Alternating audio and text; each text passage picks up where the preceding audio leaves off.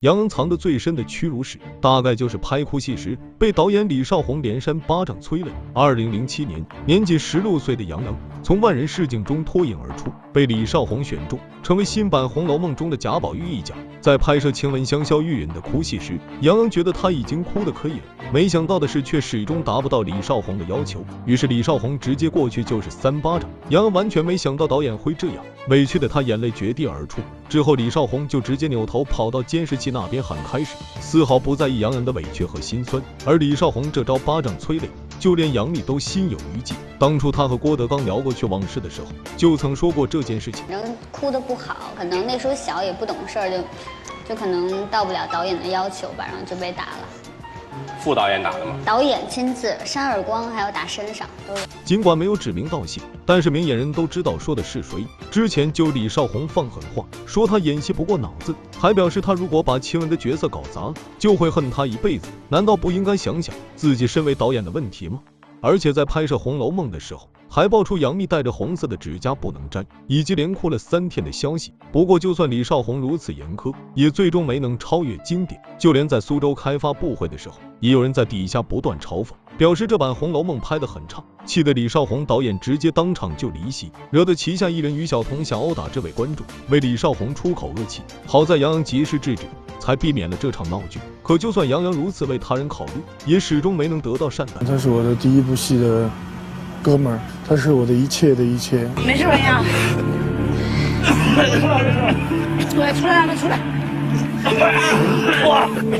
如果不是于晓彤的自私，可能杨洋也不会患上终身咳嗽。当初他和于晓彤共同参加一档真人秀，因为他们失败了，只能接受惩罚才能免于淘汰。于是杨洋和其他3名队员就被要求进入一个投放毒气的山洞中。为了考验大家的协调能力，4人只有3个防毒面罩，那就意味着这个需要大家轮流使用。善良的杨洋就将自身的面罩让出，给了比自己小的于晓彤。可给了他之后，本该轮流替换的他们却不遵守规则，导致杨洋硬撑直到中毒。时间一长，教官发现其他人都出来，杨洋没有出来的时候，直接进山洞中去找人。最后我们只见到了那个已经奄奄一息的杨洋。来，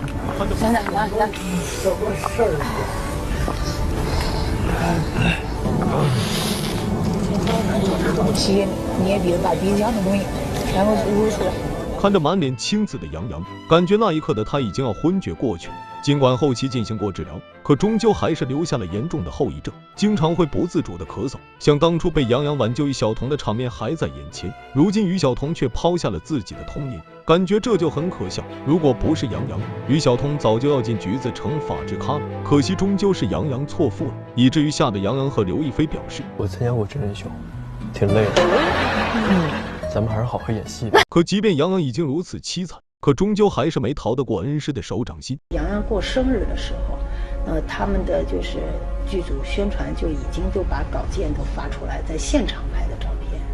那个时候我们才知道，就是说他确实已经背着我们已经在拍戏了。2014年，戏人是李少红怒斥杨洋忘恩负义，直接闹到了对簿公堂的地步。而这一切的起因是他接的《盗墓笔记》。为何杨洋会做出如此叛逆之举呢？完全是因为他已经受够了李少红的欺辱。这究竟怎么一回事呢？因为当年拍摄《红楼梦》，杨洋没有翻起水花后，就被老东家荣信达给半雪藏了起来。面对这样的现状，杨洋已经心生退意，而之后花开半夏的出现，更是直接成为了击垮他的最后一根稻草，直接让他和昔日恩师李少红反目成仇。起初这部剧已经让杨洋出任男主角了，甚至还为了符合剧情专门剃了平头。可就在他准备进组的时候，却发现自己的角色被人换了，而这个人不是别人，而是李少红的干儿子林申宇。或许是仗着自己是荣信达公司的太子爷，杨洋只能屈居第2，眼巴巴看着自己的绯闻对象和他卿卿我我。据爆料，这已经不是杨洋第一次被李少红给换掉了。面对荣信达的不重视和不讲承诺，杨洋彻底心寒，决定提出解约。没想到气不过的李少红直接将他告上了法庭，最后还是杨洋提供了诸多证据，比如说公司并未履行合同约定，以及伪造他的签名等行为。最后杨洋成功逃离原公司。可是当他接拍《盗墓笔记》后大火，眼红的李少红再度蹦了出来，直接将他和《盗墓笔记》出品方告上了法庭。面对厚脸皮的前公司，杨洋硬气回怼，表示自己早已离开荣信达。自此李少红就多次在公众面前表示杨洋不懂感恩。这真的是杨洋的错吗？真的是为杨洋感到可惜。幸好杨洋现在发展的很好。你们看过杨洋的影视剧吗？